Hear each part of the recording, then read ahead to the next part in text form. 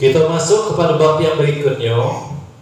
Al-babu tasi'a asyara, bermula bab yang ke-19 fi fadilati du'ai, menerangkan fadilah daripada doa. Wah, ini kalau seandainya judul ini mau dibongkar dengan ilmu nahu, ini akan menimbulkan pembicaraan yang panjang nih ini. Kira-kira apa judul ini? Al-babu tasi'a asyara. Aduh, ini dulu jumlah apa dia ini? Al-babu tasi'a asyara. Apa dia ini? Al-babu, ya? Apa Pak Gun? Hah?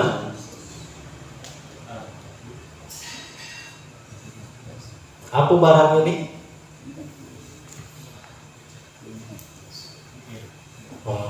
Al-babu pilih apa?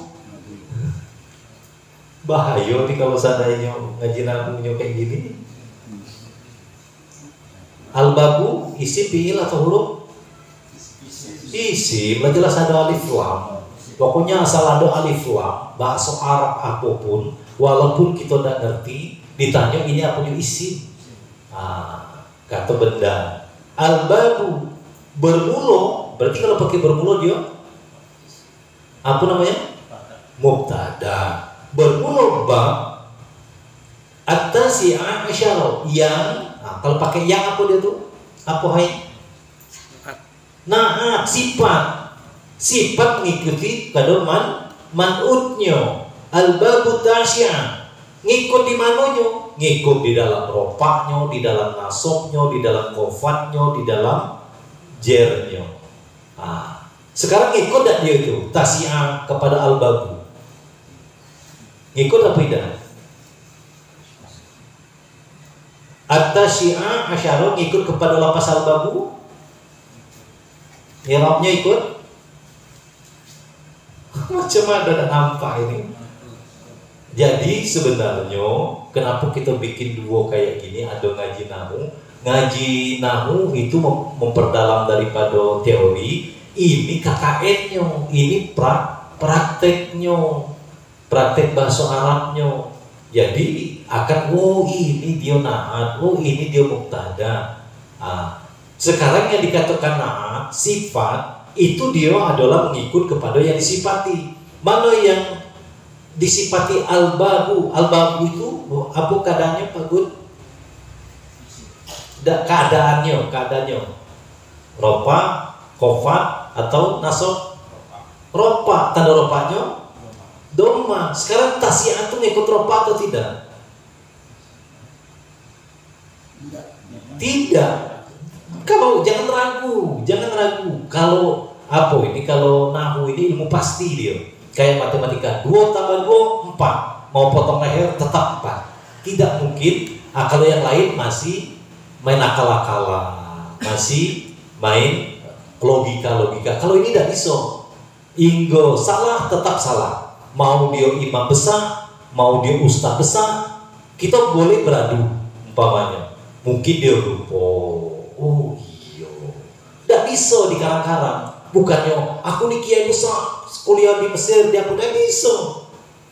Atau orang Arab asli umpamanya, tidak bisa juga. Barang ini pasti.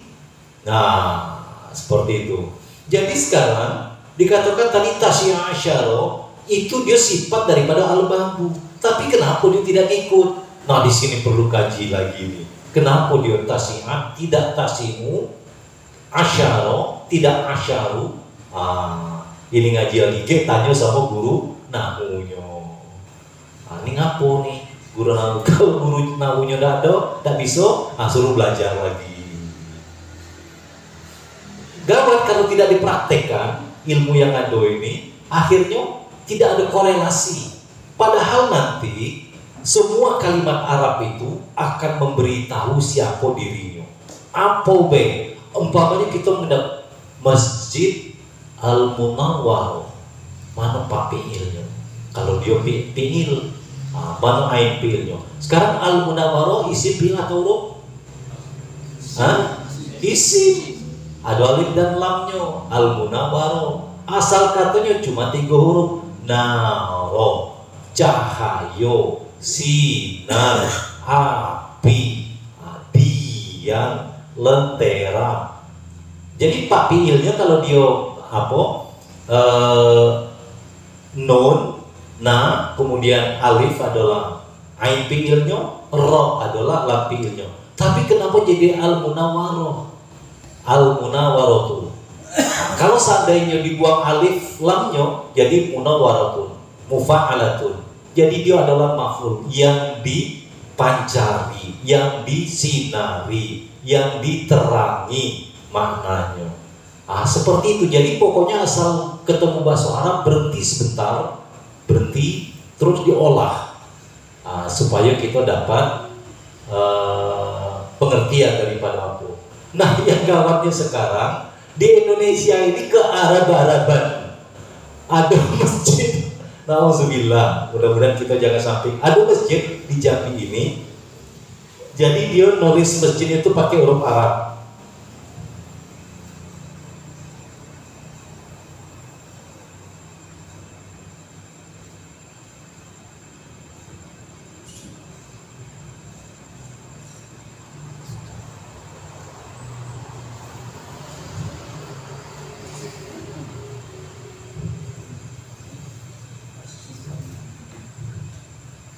Tapi jangan dicari masjidnya ya.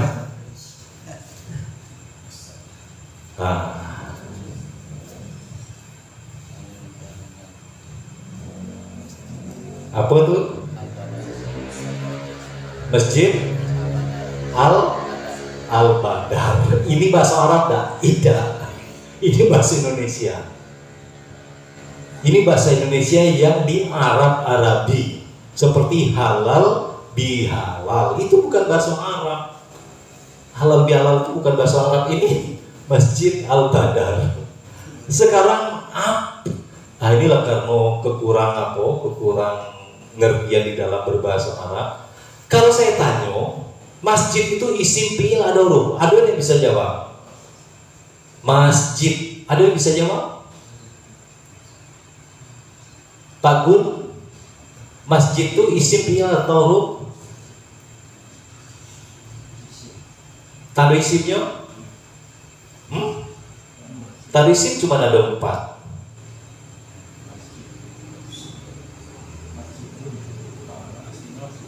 Hah?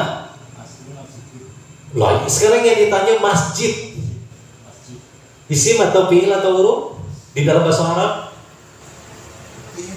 Hah? Fi'il apa? Iya.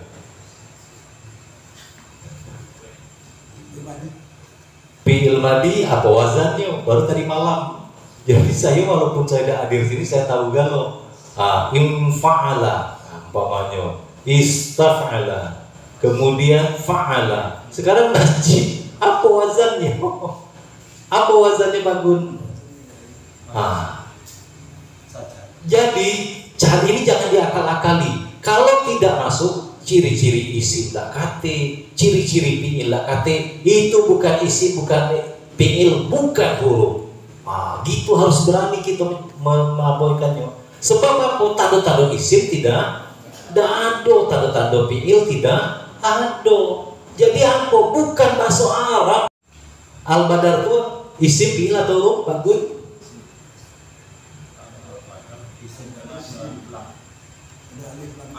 Isim apa dia? Ujungnya mati. Kalau isim tidak menerima i'rab jazam. Ini cara ngapunya tuh. Jangan satu ini baik. Wah seru pokoknya. Bukan juga, bukan isim, bukan ini bahasa Indonesia. Bahasa Indonesia yang di Arab-Arabkan. Bukan, kalau di Arab-Arabkan, di Arab-Arabi. Ini bukan bahasa Arab itu. Dan ini masjid. Nauzubillah. Biarlah itu urusan orang itu lah. Kita ngurus ini, ngurus tasi'ah asyara tadi. Kenapa dia tidak ikut? Ini perlu ngaji lagi. Tanya guru-guru nahwunya.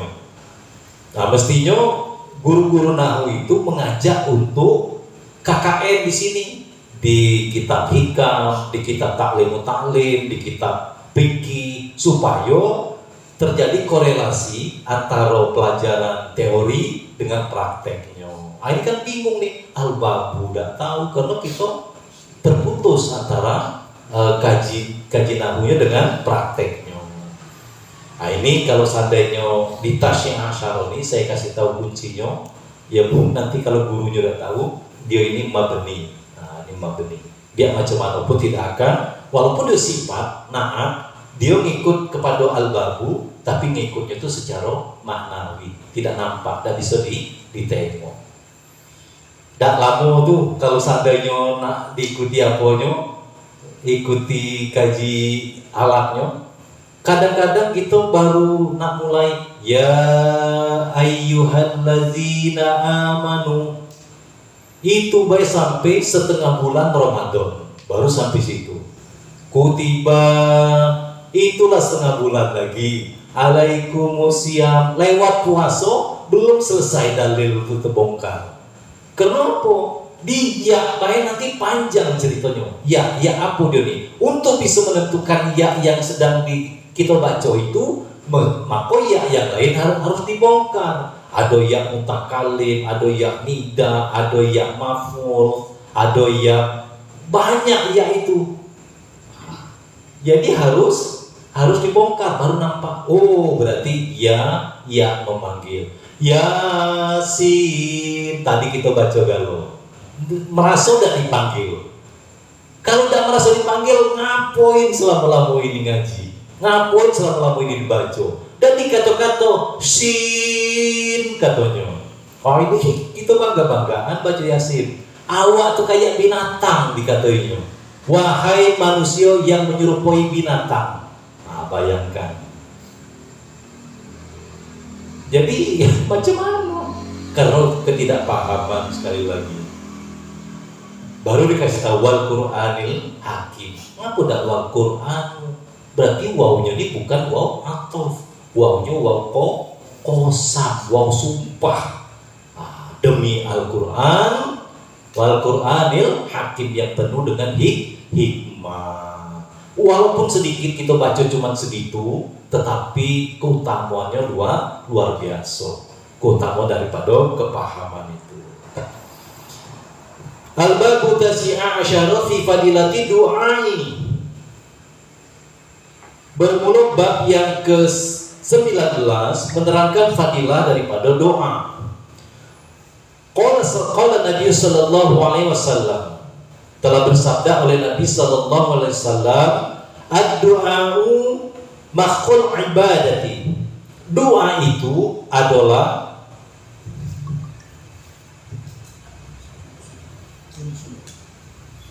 sumsumnya ibadah. Bayangkan berdoa. Nah ini kalau di hikam ini juga arahnya ke sini. Di hikam itu dikatakan bahwa doa itu adalah ibadah.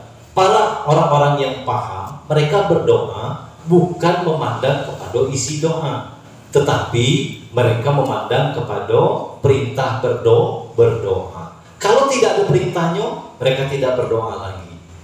Mana perintahnya? Ud'uni astajib lakum. Mintalah padaku, niscaya akan aku berikan. Jadi kenapa? Apa yang mereka ambil dalam berdoa itu? Untuk pertama menjalankan perintah, yang kedua nak menunjukkan posisi mana yang tuh Allah, mana yang hamba. Jadi dia lebih kepada curhat kalau bahasa kita nih, bukan memandang kepada isi doa. Makanya berpahala, berdoa itu berpahala. Rawahu, ini coba Pak Gun kalau memang sudah ada apanya. Rawahu ini apa barangnya? Rawahu.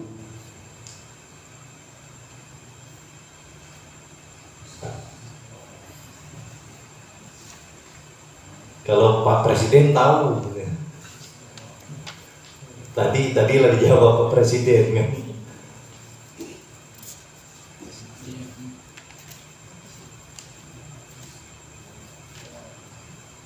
Rawahu. Kalau artinya, coba mungkin dari arti bisa membantu Buya. Rawahu telah meriwayatkan.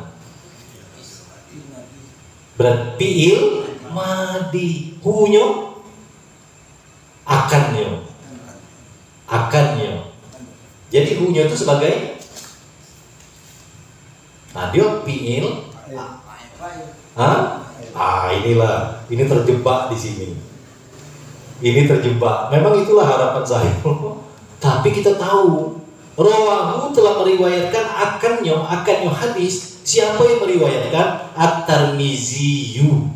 Di depannya ini baru fa'il. Ini maf'ul yang didahulukan. Hukum maf'ul adalah mansub. Mansub tidak ini tidak. Ini luar biasa bahasa Arab tuh indahnya. Kalau kita cuma melihat yang tertulis di Al-Quran, terkicuah di nantarang. Salah di Al-Quran tidak salah, itu paling betul. Tetapi pemahaman kita yang salah. Nah, indah. Jadi fi'il maf'ul baru fa'il, berubah dia apanya, kedudukannya, aturannya fi'il, fa'il, maf'ul. Ini dah fi'il, maf'ul, fa'il. Telah meriwayatkan akan hadis oleh Imam Tirmizi an Anasin wa huwa hadisun sahihun. Wa qala sallallahu alaihi wasallam, inna Allah ta'ala yuhibbul mulihina. Sesungguhnya Allah Subhanahu wa taala menyukui kepada orang yang minta dengan fi du'ai, dengan mendesak. Jadi orang yang terdesak, orang yang terpepet, itu Allah senang, cinta. Fi du'ai, di dalam berdoa. Lah tersesaknya, lah kepepetnya, tumpahkanlah, ceritakanlah, sampaikanlah, curhatlah kepada tempat yang bisa menyelesaikan masalah. Kita hidup ini pasti akan menghadapi berbagai macam masalah. Tidak masalah diri kita dewe, masalah keluarga, masalah orang tua, masalah anak, masalah menantu. Nah ini kita satu-satunya cara untuk memperbaiki keadaan itu, salah satu caranya adalah kita dengan berdoa agar Allah menguraikan atau menyelesaikan daripada permasalahan yang kita hadapi. Rawahul Hakimu wa Ibnu Adiyin wal Baihaqi an Aisyah. Wa qala sallallahu alaihi wasallam, laisa syai'un, tidak ada sesuatu akrama 'alallahi, yang lebih mulia di sisi Allah Subhanahu wa taala, minad du'ai, daripada doa. Tidak ada yang lebih mulia di sisi Allah melebihi daripada doa. Rawahu Ahmadu wal Bukhari wat Tirmizi wan Nasa'i an Abi Hurairah wa asanidu sahihatu wa asanidu. Ini isnadnya, hadis ini isnadnya sahih. Wa qala sallallahu alaihi wasallam, yaqulu, apa barangnya Pak Gun? Yaqulu, langsung jangan tanggung-tanggung, nanti ditanya lagi. Fi'il mudhari, sedang akan berkata oleh Allah Subhanahu wa taala, ya abdi, wahai hambaku. Kalau Tuhan sudah manggil kayak gini, ini ya-nya nih, ya yang di depan dal itu, ya abdi, ini namanya ya mutakallim, ya orang yang berbicara. Allah berkata, ya abdi, berarti di dalam lapas ya abdi, Allahnya itu ada di ya-nya ini. Ya abdi, wahai hambaku, ana inda zonnika, aku ini berada pada sangkuanmu. Bayangkan, kalau kita sangka buruk, kita tidak yakin dengan Allah, itulah yang akan terjadi. Jadi kalau begitu, Allah itu bergantung kepada persangkaan kita, Allah pasti menolong aku. Allah pasti melepaskan masalah aku. Allah pasti akan memberikan solusi kepadaku. Terus kita berprasangka baik. Kenapa? Karena Allah itu tergantung kepada prasangka kita. Wa ana ma'aka, dan aku. Ini kalau menolong ini sudah makna apanya nih, makna tafsirnya. Dan aku tetap menolongmu. Kalau arti secara harfiahnya ma'aka itu, dan aku, wa ana ma'aka, dan aku beserta engkau.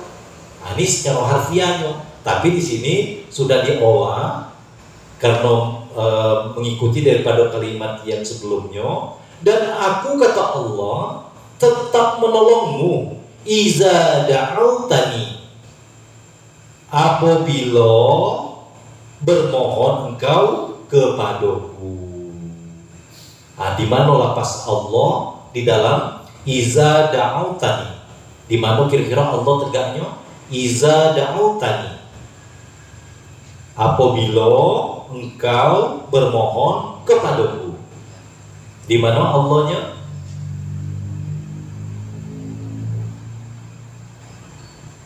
Tadi sudah ada contohnya. Dia abdi. Tadi ya abdi. Berarti yang dini itu. Da'autani, nampak Allahnya di situ. Oh, ini Allahnya di sini. Kayak gitulah cara kita memandang kalam ini. Wa qala sallallahu alaihi wasallam, man lam yada'ullaha ta'ala, barang siapa yang tidak berdoa kepada Allah Subhanahu wa taala, yaghdab. Ini marah ini kalau gini nih. Siapa yang tidak mau berdoa sama Tuhan ketika punya masalah, yaghdab, niscaya Allah akan membenci atau marah alaihi, kepada man ini. Kepada siapa yang tidak mau berdoa kepadanya. Di alaihi itu kembalinya kepada man yang di depan ini. Alaihi, kepadanya. Barang siapa yang tidak mau berdoa kepada Allah, yaghdab alaihi, maka Allah membenci kepadanya. Wa qala sallallahu alaihi wasallam, tarku du'ai maksiatun, meninggalkan berdoa itu adalah maksiat. Bayangkan, maksiat, berdosa. Jadi kita ini hati-hati di dalam bersikap. Meninggalkan berdoa adalah maksiat. Tapi nanti kalau dibawa ke dalam kaji, macam mana? Kenapa para orang alim-alim itu mereka tidak berdoa lagi? Bukan mereka tidak berdoa. Kalau seandainya memandang kepada isi doa, mereka memang tidak. Dan mereka sudah yakin dengan ketetapan Allah Subhanahu wa ta'ala. Baiknya, buruknya, itu tetap mereka yakin pasti akan sampai kepada mereka, tidak akan terlambat. Nah, jadi kalau seandainya ada yang panjang doanya macam mana, juga bukan mintanya banyak, tetapi untuk menyatakan kefakiran daripada diri. Aku ni lemah, aku ni tak bisa ngapo-ngapo, tak bisa nyenang.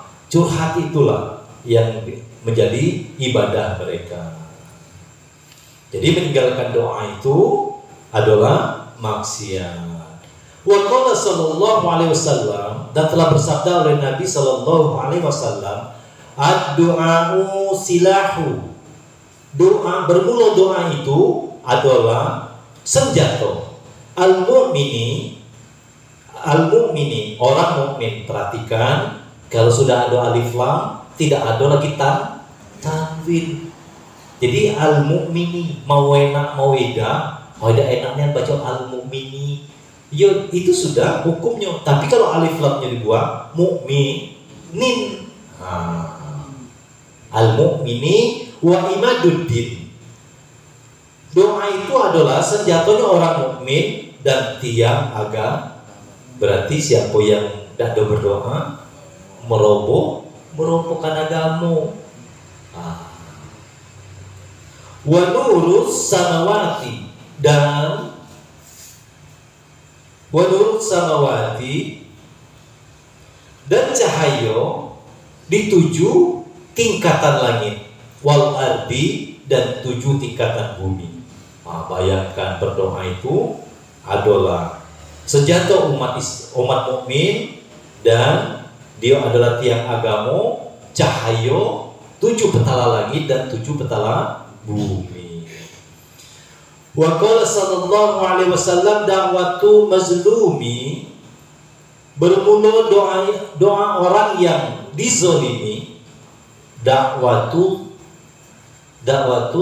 mazlumi. Nah, doa orang yang dizalimi mustajabatun, hati-hati, adalah diijabah, dikabulkan. Orang yang dianiaya, orang yang lagi sakit, orang yang lagi dizalimi, itu doanya akan diijabah. Hati-hati.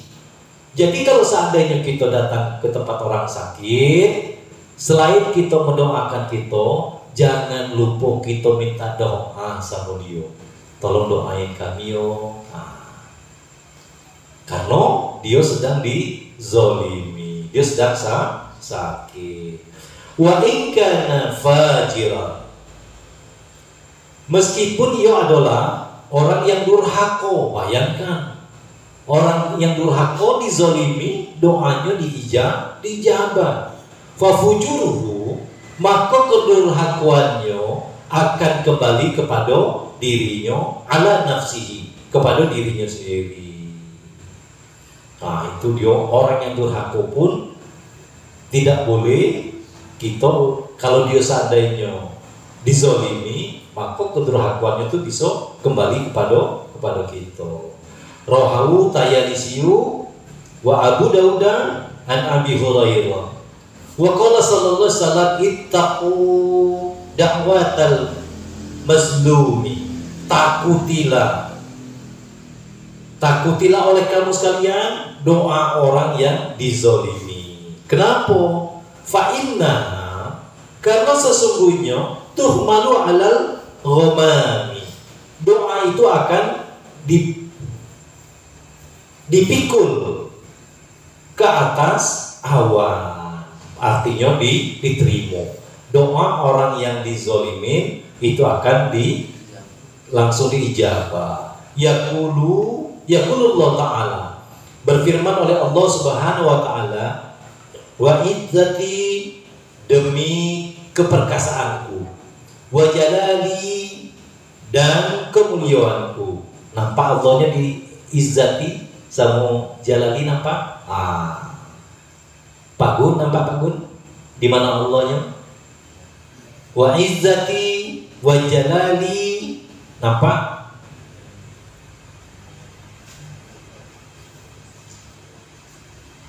Inilah berulang kali ini dari tadi. Itu bersama. Nampak?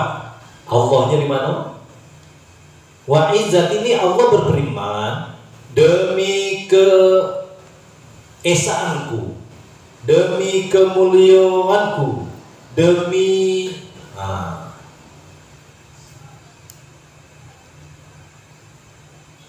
nampak Allahnya di mana?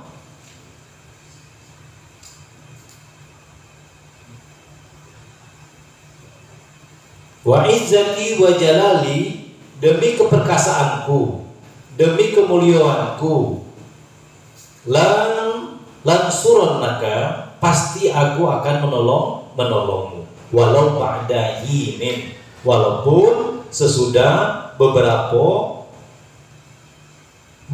waktu. Di sini nak menunjukkan kesabaran kalau seandainya kita memohon kepada Allah. Nanti ada tenggang waktu, mungkin belum dikabulkan, nanti pada saat yang tepat akan dikabulkan.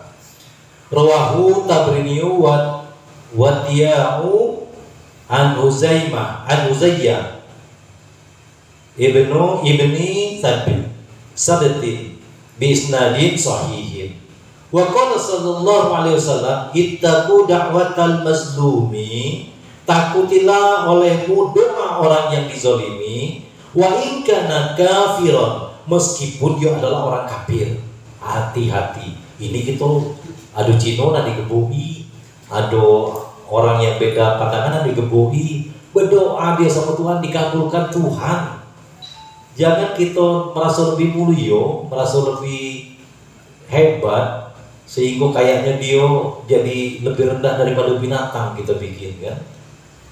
Kebencian yang ada di dalam diri kita. Sekalipun dia orang kafir, fa'innahu, karena sesungguhnya laisa dunaha hijabun. Tidak ada di belakang doa itu penghalang. Tidak ada hijabnya. Orang yang dizolimi itu dia langsung dijaga oleh Allah Subhanahu wa ta'ala. Rawahu Ahmadu wa Diya'ul Maqdisi. Hadis ini diriwayatkan oleh Ahmad dan Diyas Al-Muqdisi. An Anasi demi Malikin, daripada Anas putra Malik, wa isnaduhu, dan isnad hadis ini sahihun, adalah sahih. Jadi dua pelajaran kita pada malam hari ini. Yang pertama, setelah kita mengetahui keutamaan daripada salam, maka kita tebarkanlah salam di muka bumi ini kepada siapapun yang kita jumpai. Yang pertama, mengucapkan salam menyebabkan kita mendapatkan kedudukan yang tinggi di sisi Allah dan Rasulnya. Kemudian menunjukkan ketawaduan atau kerendahan hati daripada orang yang mengucapkan salam. Yang kedua, keutamaan daripada berdoa, tapi di sini lebih mengarah kepada ibadah, bukan memandang kepada isi doa. Dan hati-hati kepada orang yang sedang dizolimi. Doa orang yang terzolimi itu langsung dijabah oleh Allah Subhanahu wa ta'ala. Untuk yang akan datang itu al-babu ashruna fi fadilatil istighfari, wallahu subhanahu wa ta'ala a'lam.